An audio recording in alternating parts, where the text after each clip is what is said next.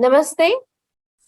My name is Richa Gautam, and I welcome everybody to the closing ceremony of the Eastern Hemisphere for the Hindu Heritage Month 2022. Last year, the Hindu Heritage Month began in the United States and Canada with great gusto and great participation. And as a result, we decided to take it across the globe. This year, we've had great participation across many different countries, and we hope to grow this stronger and stronger as a movement that will, go oh, global. And at this time, uh, we are beginning with an invocation and a chant. And I would like to invite Pandita Nabeshri Bhagwan Yogananda from Bali to please begin the ceremony with an invocation. Welcome. Om Sri Guru Bhyo Namaha Hari Om Gananam Tva Ganapati Gumavamai Kawing Kavenamu Pama Sravasamam Ye Sarajam Brahmanam Brahmanaspatana Srinvano Tibisida Sadanam Prano Devi Saraswati Vajaber Vajinewati Dinama Vitrayavatu Ganesaya Namaha Saraswatyaya Namaha Sri Guru Bhyo Namaha Hari Om Om Kadantaya Vidmahe Vakratundaya Dhimahe Anodante Prachodayat Om Vakratunda Mahakaya Surya Koti Samaprabha Nirvighnam Kuru Me Deva Sarvo Karyesu Sarvada Om Sri Maganapataye Namah Om Mano Bhadra Katavo Yantu Vishwaso Dabdasu Aparita Saobida Devano Yata Sadama Dride Asana Prayo Rakitaro Dive Dive Om Abhayam Nakarchantari Sama Bhayam Java Pativi Hubeme Abhayam Pachara Bhayam Purata Tutara Dadara Bhayam No Atum Om Aditya Paran Jyotirak Te Janamo Sute Tweto Pangkajo Madhyas Bhaskarina Masuak Pranamya Bhaskar Devam Sarvo Klesho Imosanam Pranamya Ditya Sivaya Muki Muki Varnam Rangre Sapramo Siradityo Om Yau Sandira Pati Sadira Sadiro Sadaya Santi Vanaspataya Santi Sudeva Santi Brahma Santi Sarvam Santi Santireva Santi Samo Santiredi Om Santi Santi Santi. Dhanyavad. Thank you so much. That was beautiful, so calming and beautifully sung. Thank you, Madhudvijaji, as well as Pandita Yogananji. Now I call upon Jay Bansalji to do the introductions. Dr. Jay Bansalji is a scientist, author, and community leader with a keen interest in Indian history and in exploring the contributions of the Hindu civilization in the world. He is currently the global coordinator for the Hindu Heritage Month program and also serves as the vice president of the education department for the World Hindu Council of America, as well as he's the member of its executive board and the governing council. Dr. Jay Bansal, the floor is yours. Namaste, Sat Shri Akal, and a very warm welcome to everyone. It is a real honor for me to be talking to you as we get ready to say fond farewell to another year of grand celebration of Hindu Heritage Month.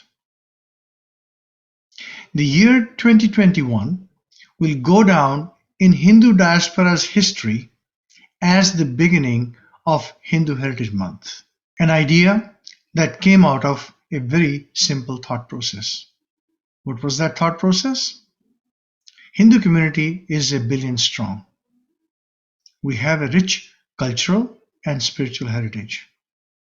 We proudly celebrate it in our own ways, individually, with our families, and with our friends.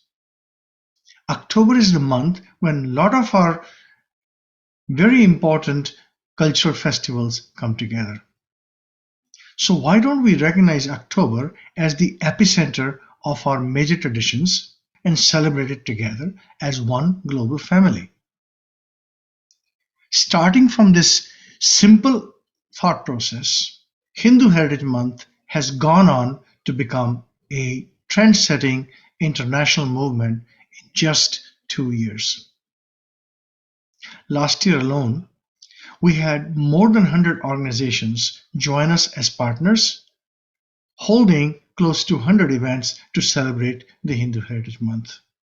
Not only that, more than half the states in the United States and more than 50 countries rose in unison to make official proclamations recognizing the many contributions of our civilization to the world.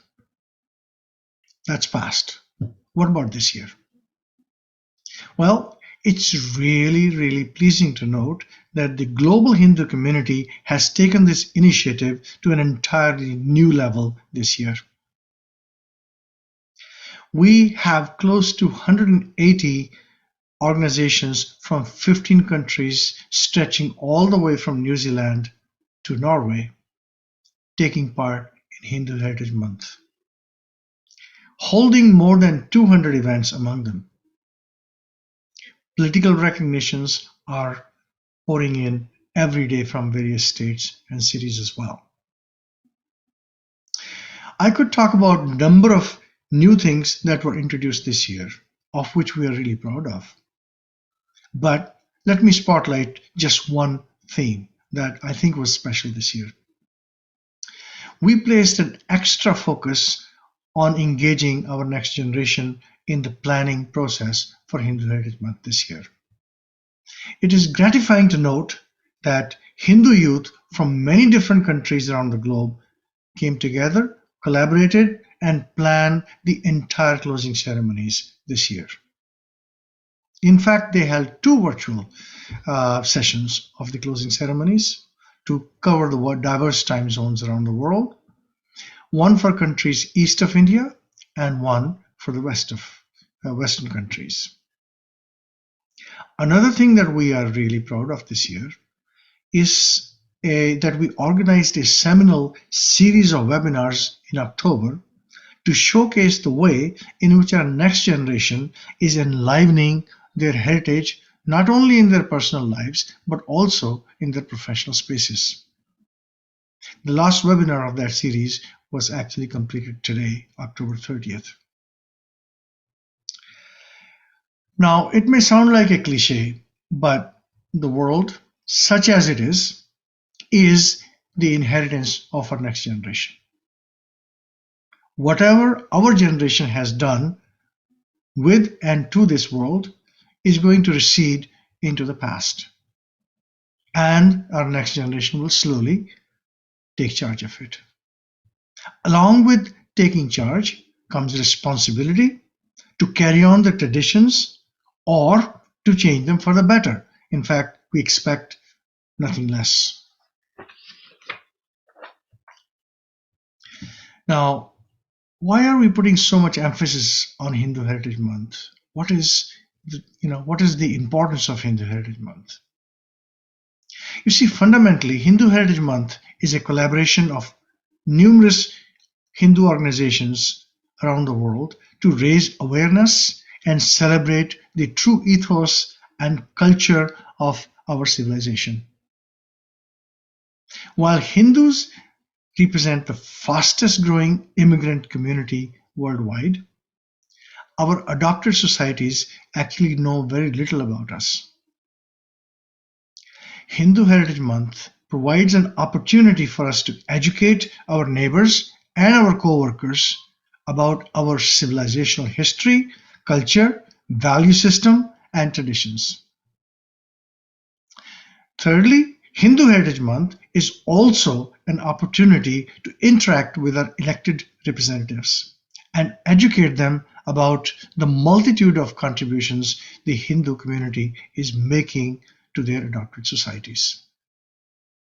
Fourthly, Hindu Heritage Month helps to build cohesiveness and solidarity among disparate Hindu groups living thousands of miles apart in far-flung geographies around the world.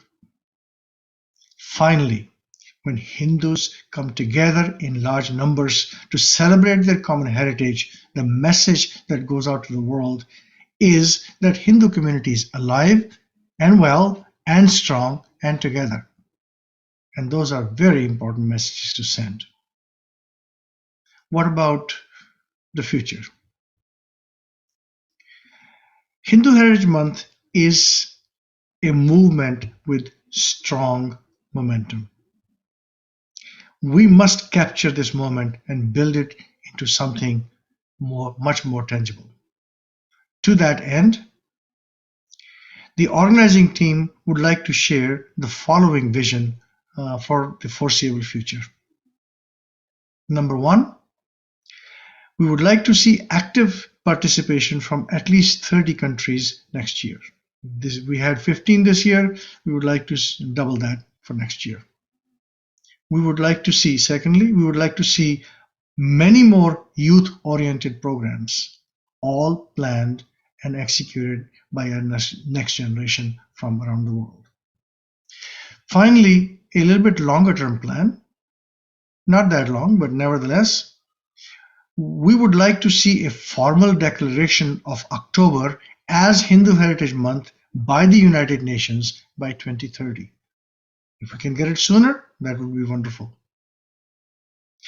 These may not sound like easy goals, but with dedication and perseverance, they are eminently achievable. With that, I will close my remarks. Thank you very much for making this year's Hindu Heritage Month a glorious success. Esha Dharma Sanatana, this Dharma is timeless, and so it shall remain. Dhanyavad. I just want to say that now while this is an Eastern Hemisphere ceremony, we also want to showcase some of the work that the Western Hemisphere, is doing. And I invite upon the US, Canada, and UK teams to showcase their videos so that we can look at some of their achievements over this month. Can you all see the screen? Yes. Yes, the screen is visible. Yes. Audio? Namaste, everyone. My name is Shreya Mahasenan from Montreal, Quebec, Canada, and I'm pleased to be joining in the Hindu Heritage Month closing ceremonies. I'd like to give my heartfelt congratulations to all the groups from the many different countries who've worked together to make this a joyous and successful month for celebrating Hindu heritage and values. I'm originally from the United States, but I'm a student at McGill University in Canada, and I've lived in Canada for just under 4 years now. In the last 2 years especially, I've been able to work with many different groups of Canadian Hindus, not only to create a collaborative community of Hindus across Canada, but also to educate the wider public about Hinduism and all that it has to offer.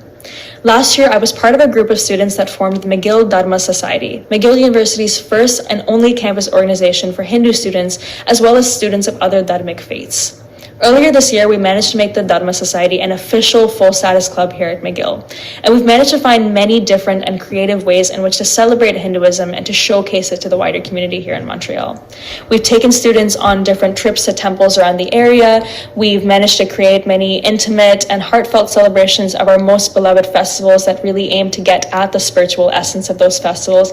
And we've even held concerts to showcase the song, dance, and art that Hinduism has given us. It's been a very successful time for us here at the McGill Dharma Society. And earlier this year, after very intimate and personal celebrations of Navratri, we wanted to celebrate the intersection of Diwali and Hindu Heritage Month in a really special way. We talked a lot with other Hindu students here at McGill to ensure that we could really give students a sense of home. Many students come to McGill from abroad and want to feel that they can celebrate Diwali and their other Hindu traditions just as they do back home. We try to make as safe and welcoming of a community space as possible and aim to have an event to celebrate Diwali that really brought people together and brought back the spiritual essence of Diwali that underlies the vibrant celebrations that we all know and love. It was a very successful event, and it's been very rewarding bringing the Hindu community together here in Montreal and in McGill. In addition to working with the local community and even with other faith groups to educate the public about Hinduism, we also managed to work with other groups of Canadian Hindus. We've been very blessed to work with organizations such as the Chinmaya Mission in Toronto, as well as other Hindu student associations from Ontario, to create some province-to-province communication about what it means to be Hindu, why it means so much to us to be Hindu, and how we can continue to celebrate our traditions and values that we've inherited.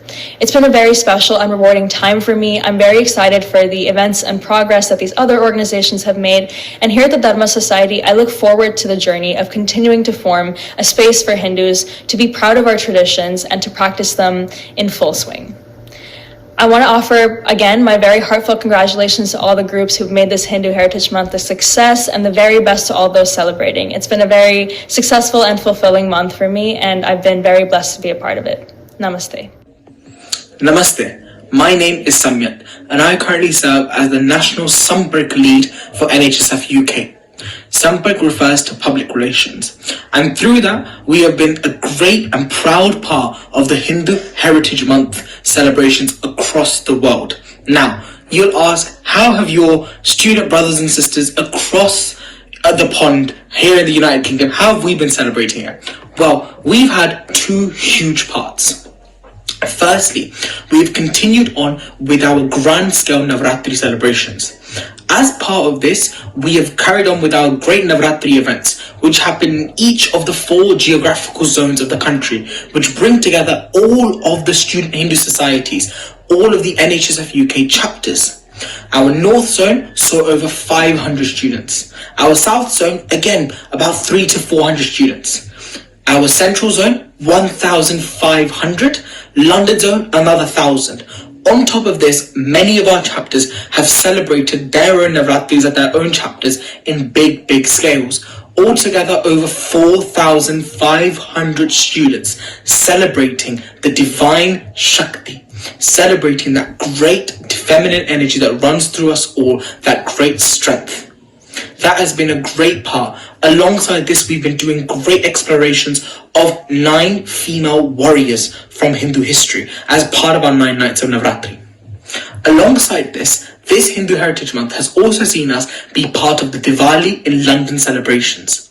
These have come back after 3 years from the pandemic, and they've been celebrated with great pomp right in Trafalgar Square, the heart of London, organised by the Mayor of London. And NHSF UK was a big part of these celebrations, right in the middle of all these stalls, presenting our exhibition.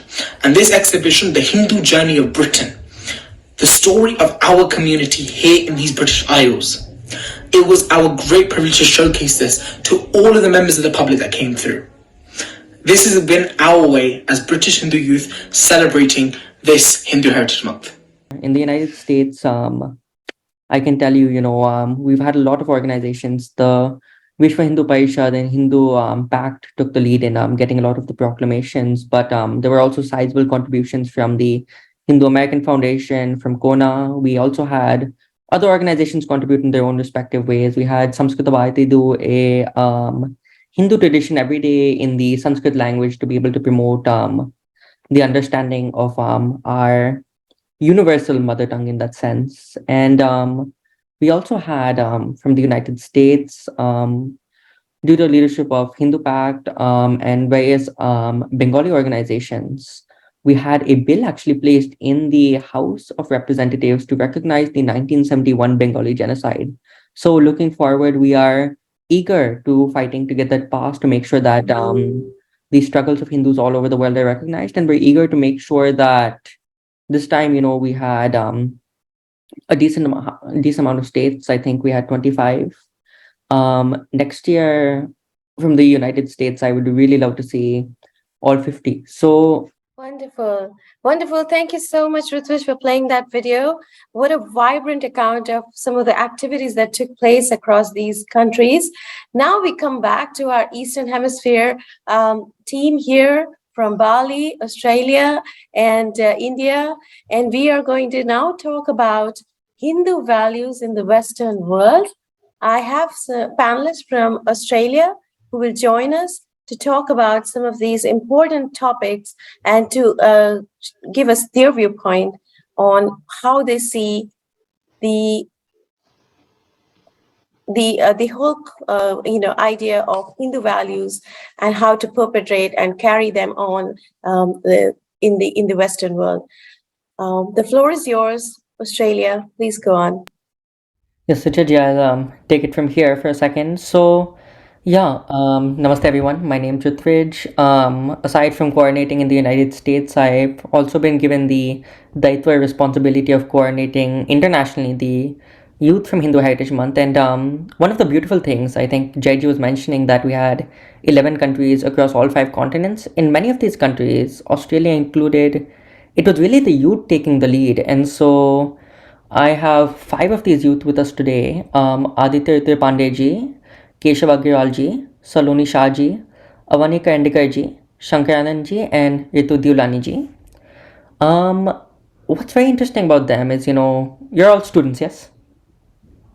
Yeah, so, we have all of these students, and, while they're trying to grow up and find themselves, they're having to do it in a very interesting situation.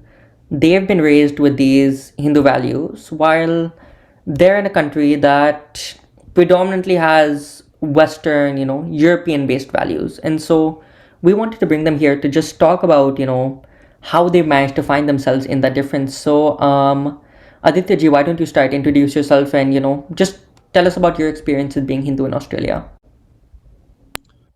Namaste, my name is Aditya Rudra Pandey. I'm from Adelaide in South Australia, and something that I realized when I first came here was obviously the language barrier. That was a big problem because I came here when I was 4.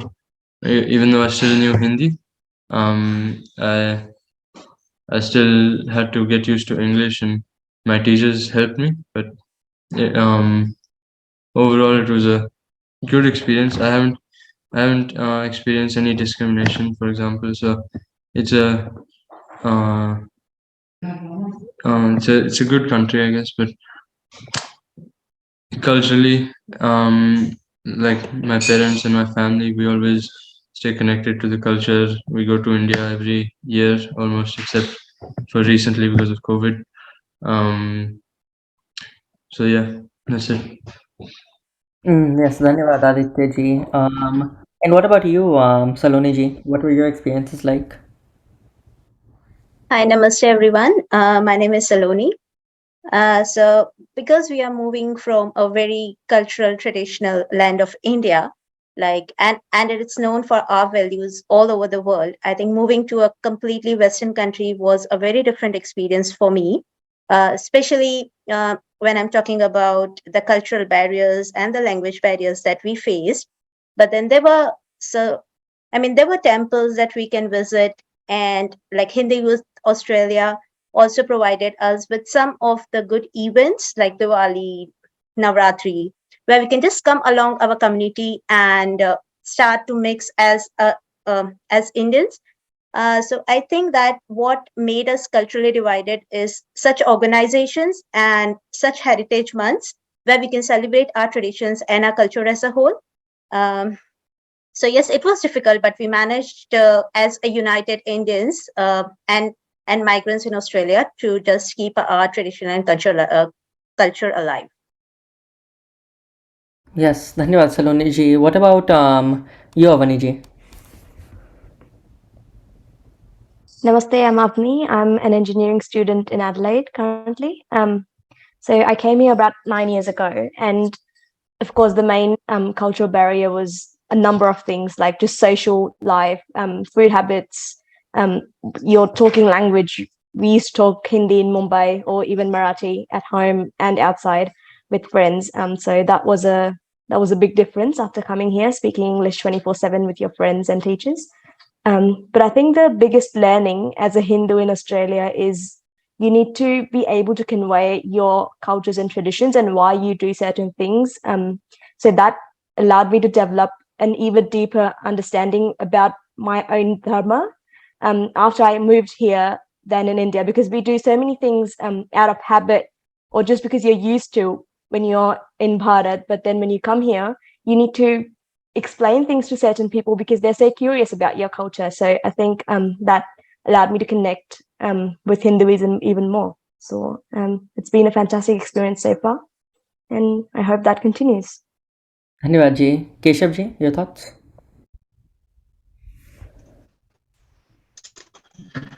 Namaste everyone. My name is Keshav Agrawal, and I think most of the points have already been covered by my fellow panelists, but I would just like to touch upon those. So my experience here was similar. There was a major culture shock after coming to this country, and I spent most of my time in Sydney. I'm very new to Adelaide, actually.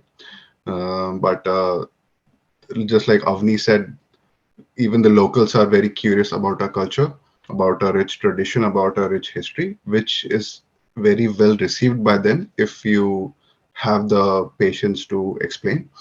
And I also visited a lot of temples, like ISKCON in Sydney was one of my favorite spots to visit, especially on my birthday. So it was a very calming experience. And yeah, I visited a lot of events. Like there was a lot of gatherings held on Diwali, Holi, and similar occasions. So that helped me to settle in nicely and not be homesick, basically, and still keep my Hindu values in me. So That's a that's good it. point, And then what about Shankar ji? What are your thoughts? Yeah, namaste. My name is Shankar Anand.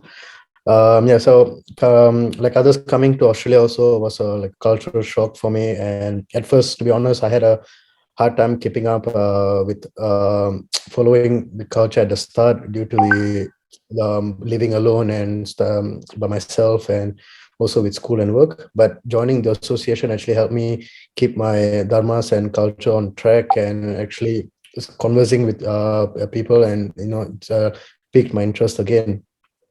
And when I came to Adelaide recently, when I joined all this group with the Hindu Youth Association, like made interested me even more to go around and introduce myself, and also sharing my experiences with other people. That's like taught me more about my culture recently. So I believe like with this, I continue to grow the journey itself.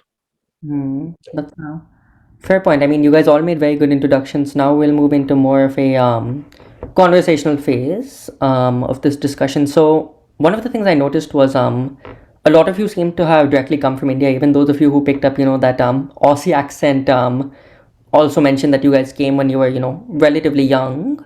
But you guys all did come from India, so you're all very much first generation. And so a lot of whether the Hindu community in Australia retains its cultures and traditions is in your hands. So with that, I'll just throw it out to all of you. Feel free to add in to each other's conversations. Do you think it's important to preserve your culture as Hindu? And if so, how will you maintain the balance between being Hindu and being Australian? Yeah, Saloni ji, feel free to take it if you wish.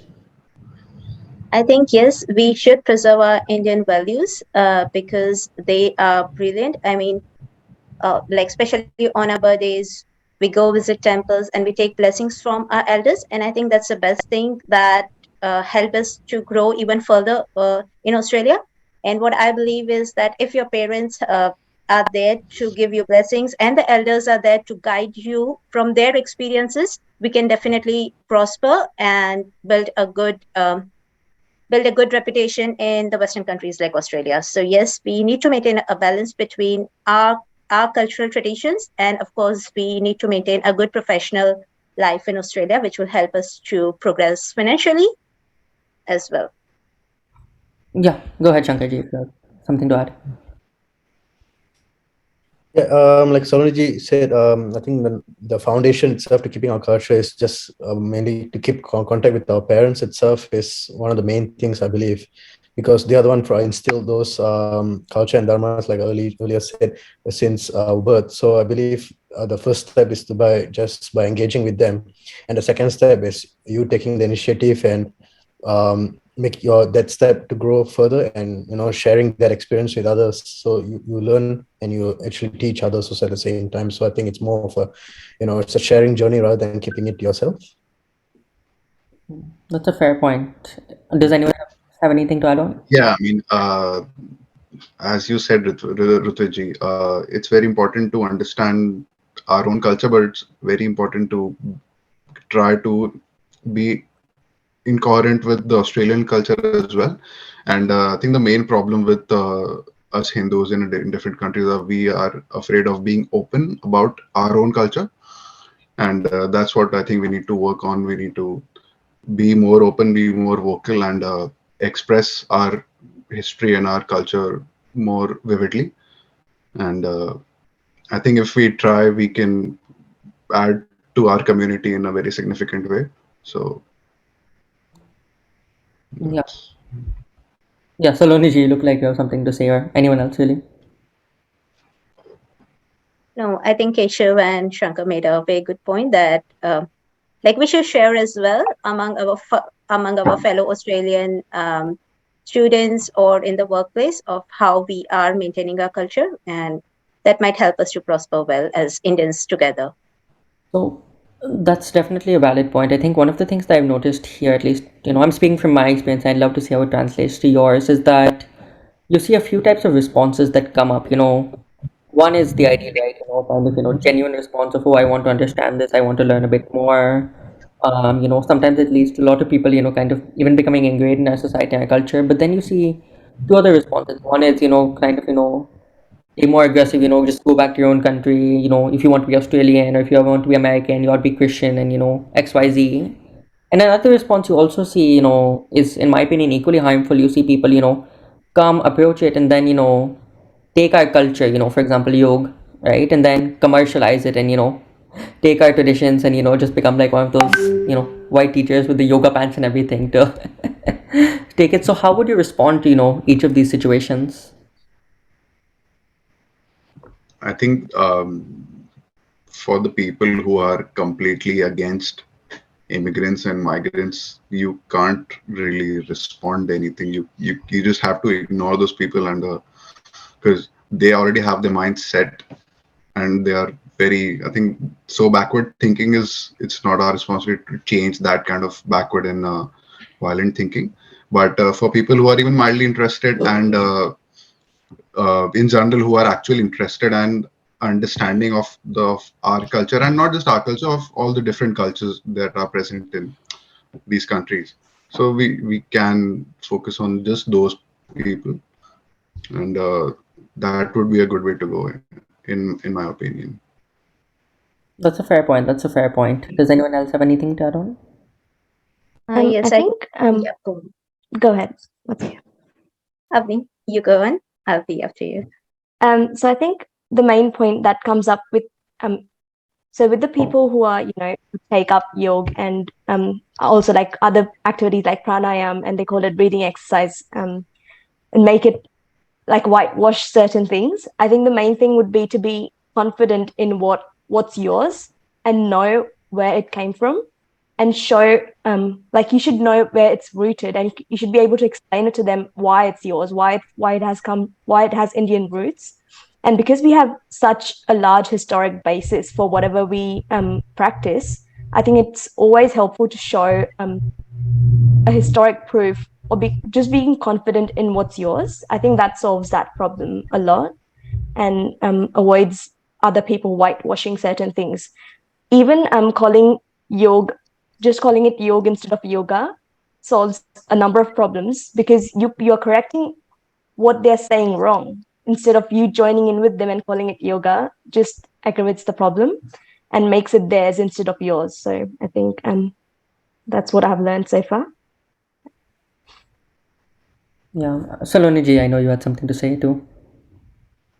Yes, I'll just add on one thing that if someone is being aggressive, I think we being Indians, we were always taught that like don't become what you can't see or what you can't face. So if someone is becoming aggressive and against our culture, I think it's better to just smile and move on and just uh, try to show them that we in our culture won't insult any other culture or any other religion, but we will respect everyone. But for us, the foremost is our culture and our traditions.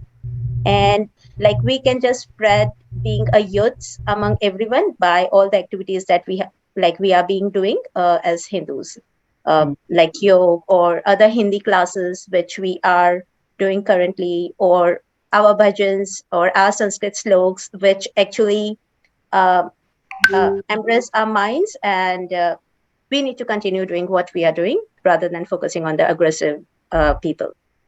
I think you bring up an interesting point. One thing that you and Avaniji both noted, which I found interesting, was you mentioned the Hindi class, and Avaniji talked about calling it yoga, not yoga. But for example, right, first for the languages, obviously, different people speak different languages. Like myself and Avaniji, we both come from Maharashtra, I believe, so we speak Marathi. I think Rituji probably from like Gujarat, in that area, so she'll speak her own languages. We all speak our different mother tongues. And then for yoga and yoga, in the south they actually do call it yoga. So right over there, that's correct. But in the north they call it yoga. So it basically brings up the question of how much do we keep our regional identities, right? Like, for example, if me as a Marathi, or if I think Saloniji, you as a Gujarati, compared to, having a common Hindu-Australian identity, how do we maintain a balance between the two?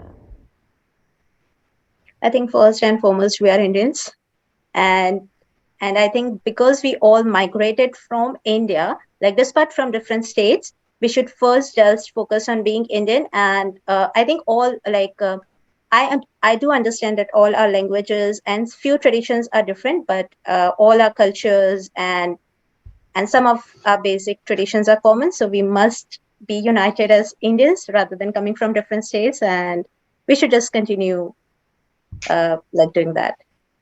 That makes sense. That makes sense. Anyone else have anything to add on? What you mentioned, my mom used to say a nice thing about Sanatan Dharma, that it's like many streams coming together and forming an ocean, because we have so many different practices, different languages in Hinduism that all still connects as one. And I think we need to identify as one. We need to identify certain points that connect all of us together, because especially today, in today's times, it's so very important to unite as a Hindu rather than a Maharashtrian or a Gujarati or a Sindhi. But if we stick to that one point, that is our Sanatan Dharma, I think that will keep us all together.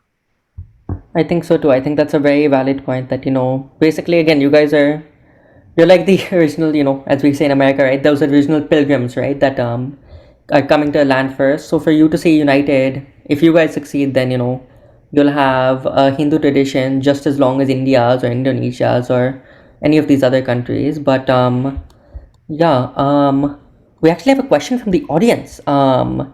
If you guys are okay with that, before we move on to closing statements. Um, so the question is, why do we say we are Indians, not Hindus? The people from Bali are Hindus, and they are not Indians, have been. There are African Hindus who have never been Indians either. Isn't Hindu a bigger global identity? If anyone wants to take that. I think Yes, it actually, I think. Sorry, Saloni, go ahead. Okay, so I think the point which Saloni and Avni made was not to identify as Indians, but instead of identifying Hindus from different states, we should identify ourselves from a whole nation. I think that was what they were trying to convey. But yes, Ajay ji, you are absolutely right. It's not a question of we are Indians, we are Hindu. So, but it was not conveyed in that way. Yeah, that's a fair point. And then Saloni ji, you also had something to add on? Yeah, I think I agree with Keshav. It was just that we are all Hindus coming from a different state in India, and so we were just trying to put a point that like we come from a common land of tradition, and Hindu is definitely a very bigger like global identity, and we are proud to be a Hindu. So yeah. Okay, then, and then Aditya, I saw you were raising your hand.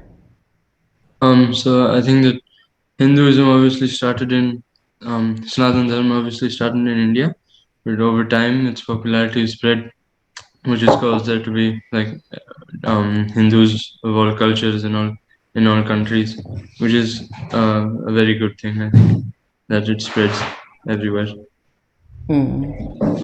That's a fair point. So yeah, I think we brought up some very good points that, you know, if we identify as Hindu, if we take that broader identity, show people the identity, and kind of lead by example when we're faced with the bigotry and when we're faced with the attacks, I think that's really going to help Hindus be successful not only in Australia but around the world. And so with that, if all of you would give maybe a small closing statement on your thoughts and views on this, that would be appreciated. Shankarji, why don't we start with you? Yeah, absolutely. I mean, like I said, we have such a rich culture, so we can't blend in when we are born to stand out. It's a famous quote I like to use. So we have such a rich culture, including the amount of languages we can speak, and and every one of us has, even though it's different languages, but we have the culture that actually bond us together itself. So I feel Hindu is such a, such a big term that actually that brings us from all around the world and actually make us as one, I believe. Definitely, definitely. Avani? I definitely agree with what Shankarananji said. Like we just discussed, we all come from different countries, different states, but what grounds us and what is Sanatana Dharma. And while we stay abroad in different countries, surrounded by different identities and religions, we should remember that we need to be proud of who our mother is. We should respect everyone else, but be proud of who you are and be confident in who you are. And that's what will keep you rooted in the culture, in your dharma. Thank you. Definitely. Saloni ji? I agree with Shankarji and Avniji. I think, like being a Hindu, we should always be grounded and rooted by our rich heritage and tradition, and we should always be proud of what our culture is, and we should also try to flourish it and help other fellow Hindus to keep following the traditions. And I think Sanatan Dham will be the best platform and the word to use when we are coming together as a Hindu in different Western countries. Definitely, definitely. Keshavji? Yeah, I think like Saloni, Shankar, and Avni said, we should, even though we are in a different country, it's important to stay grounded and to stay true to our culture. And I think we can incorporate some daily practices to actually make that happen, like prayer, meditation, and just gratitude towards our elders. And yeah, I think that's a good way to incorporate it in our daily lives. And yeah, I think the Hindu community is growing day by day, and even with major political figures throughout the world acknowledging it is a good sign of that. So hope we even grow bigger. Definitely, Ji. And then Aditya ji, you want to close us out? Namaste. So I think that Hinduism is very important because it gives everyone a feeling of righteousness and like it gives everyone the ability to do the right thing. It keeps you disciplined. Um, Also, it keeps everyone united because I don't think there's anyone in this meeting that doesn't celebrate Diwali. So it doesn't matter where you're from. Just Hindus from everywhere are the same people. So Yeah. I do want to point out, Richard, before I hand you back the floor, that the Australians from what I've understood, the Australian youth, it seems that this organization was recently founded. They're all just starting the advocacy, and, you know, a lot of them, again, are first generation, and yet they've done such a phenomenal job. They've emerged as such leaders, not only within their country and the global Hindu state, that I really just, you know, I want to give my pranams to all of you. So with that, Richard, the floor is yours. Yes, thank you so much. I think this is time for me to thank everybody for such a wonderful participation. Hindu values in the Western world, I think they do begin with an understanding of our Hindu identity, rising about our states or our other, identities as a country. We are more than a nation. We are more than we're a continuous civilization. We are also the oldest religion of the world. Sanatan Dharma, the eternal and timeless faith that has always perpetrated in this world for time immemorial. And I guess that, and also the point that everyone made was very interesting, that we are all as immigrants struggling sometimes to assimilate, and also at the same time to uphold our value systems that our dharma brings, or our roots bring to us. But also I think it is time for us to take some of these values, this heritage, to the Western world, because some of the elements, like the strong value of ecology, and the nature, respect for nature, environment, and also the Devi worship, the divine feminine, are some values that do not exist across the Western world and much of the world around us. So these are some values, I think, as our heritage continues and we become more and more aware and more able to share it. I think this is one of the onus that we have as immigrants into new nations. I think with that, I want to thank everybody for the participation, and maybe I will do a closing Shanti mantra. Before you do that, Jay Bansalji, would you like to say we can, something before no, we end? before we end, we need to invite Dvijaji and Rituji to talk about Hindu Heritage Month in their respective countries and what's next. Om Swastiastu, Namaste. Namaste, Dvijaji. Please tell us about what you did in for Hindu Heritage. Before I start with my thoughts, let me give this opportunity to His Holiness Pandita Nabesri Begawan Yogananda. Ida Begawan, mohon dengan hormat Ida untuk memberikan semacam sambutan bagaimana umat Hindu di Bali melaksanakan ritualnya kaitannya dengan menjaga keharmonisan alam semesta beserta isinya. Mohon dengan hormat Ida. I will translate what Ida Begawan said later on. Namaste. Anu badrah ketawayan tu iswaso dabdasu aparita saudbidah dewana yata sadamit bide sana prayurak kitaro diwidi. Semoga pikiran-pikiran yang baik, gagasan-gagasan yang mulia datang dari semua arah pada kita sekalian. Saya Sri Begawan merasa berbahagia dan bangga bisa bertemu dengan para tokoh muda yang cukup smart, brilian, bisa berinteraksi dengan saudara-saudaraku dari luar. Ida Begawan, boleh saya terjemahkan dulu sedikit? Ya. Baik. Ida Begawan, Sri Begawan Yogananda just says that he is very delighted, is very happy to see and to meet with young Hindu leaders around the world, from Australia, from India, from Australia, and from the United States. It's very happy, Ida Begawan, to meet with all of you. Yes, silakan Ida Begawan. Walaupun saya pemahaman bahasa Inggris saya hanya pasif, tetapi saya dapat menangkap apa yang saudara-saudaraku, adik-adikku sampaikan tadi di dalam pertemuan ini.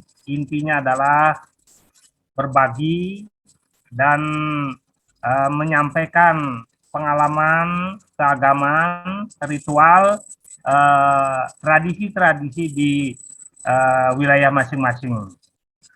Baik, terima kasih Ida Begawan. Walaupun pengetahuan, even though Begawan's knowledge about English is very little, he says that he can took a small part of what brothers and sisters says earlier regarding the experience on respective experience, respective dharma that brothers and sisters are doing in each countries. Silakan Ida Begawan. Langsung saja ya, ketika umat Hindu dunia merayakan momentum perayaan itu setahun sekali di dalam 12 bulan, tetapi kami di Bali memiliki momentum merayakan momentum itu di dalam kurun waktu 30 minggu alias 6 bulan. Jadi ketika di Hindu dunia merayakan suatu momentum setahun sekali, kami merayakan 6 bulan sekali. Contohnya saja, Hari Raya memuliakan Istadewata Tuhan sebagai penganugerah ilmu pengetahuan. Itu di luar Bali dilakukan setahun sekali. Tetapi kami di Bali merayakan Hari Saraswati 6 bulan sekali. Demikian pula hari-hari yang lain. Maka momen perayaan seperti itu kami menekankan di sini pada Sri Hita Karana, yaitu interaksi manusia dengan Tuhan, dengan sesama, dan dengan lingkungan. Sri Hita Karana itulah yang kami implementasikan, kami rayakan, kami kami aplikasikan di dalam kehidupan sehari-hari di dalam kurun waktu 6 bulan sekali. Ketika teman-teman Tidak Begawan yang coba translate dulu.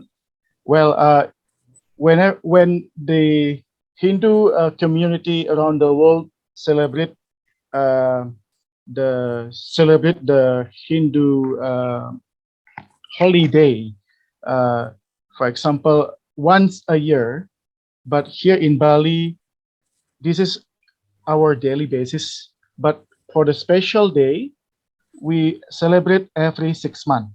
For example, Saraswati Day. Saraswati holiday is celebrated to worship the goddess Saraswati as the god of knowledge. And this kind of celebration in order to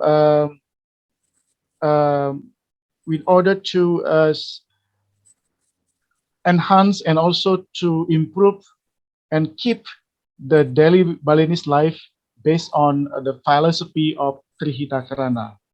We have to interact and make a harmony relationship toward the gods, harmony relationship toward the human being, and harmony relationship toward the environment. Silakan Ida Begawan. Ketika dunia merayakan. Thank you so much, Panditaji. Ida Begawan, mohon izin, mungkin waktunya terbatas nih. Singkatlah, sedikit lagi. Ketika dunia merayakan Valentine Day, kita juga punya hari Tumpak Kerulut, yaitu merayakan hari kasih sayang. 6 bulan sekali juga digalakan. Ketika umat lain melakukan momentum menghargai lingkungan hidup, kita juga di Bali mengenal adanya tumpak warigel, yaitu berinteraksi dengan tumbuh-tumbuhan. Kemudian ketika di umat lain juga mulai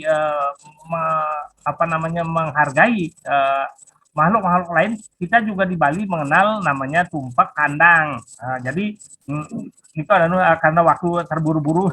jadi apa yang dilakukan oleh dunia luar, kita juga sudah melakukan di Bali. Jadi, makasih. Just a brief translation.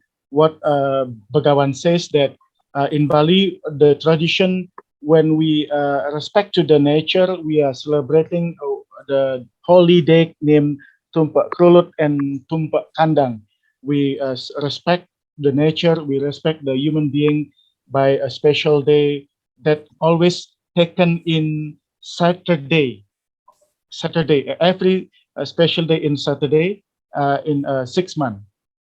Yes, thank you, Richaji. Please, the time is yours. Thank you so much. I think those are wonderful comments and beautifully said. That is the true nature of dharma. I think we will now conclude given the time. At this time, we're top of the hour. Could we And have I will, 2 minutes from Ritu Divlani we still have some comments to take from Rituji. Yeah, just from Ritu 2 minutes and then. Rituji, yes, please. Please share your thoughts. Namaste. Thank you, Ritvik ji, Richa ji, and Jay ji today to giving us such an opportunity to be a part of closing ceremony for Hindu Heritage Month. We are really highly privileged to attend this. And I would like to mention that this year we celebrated Diwali as a part of Hindu Heritage Month, and we celebrated this event with more than 70 people and had activities like the painting, rangoli, and concluded with aarti and food. And we are looking forward to Hindu Heritage Month next year, and I'll make sure that we will be engaging more activities. And yes, thank you again to make us a part of it. Thank you so much. Thank you for such wonderful participation. And I will now conclude with the Shanti Mantra. Om Sahana Bhavatu Sahano Punaktu Saha Viryam Karvavahe Tejasvinavaditamastu Ma Vitvashavahe. Om Shanti Shanti Shanti.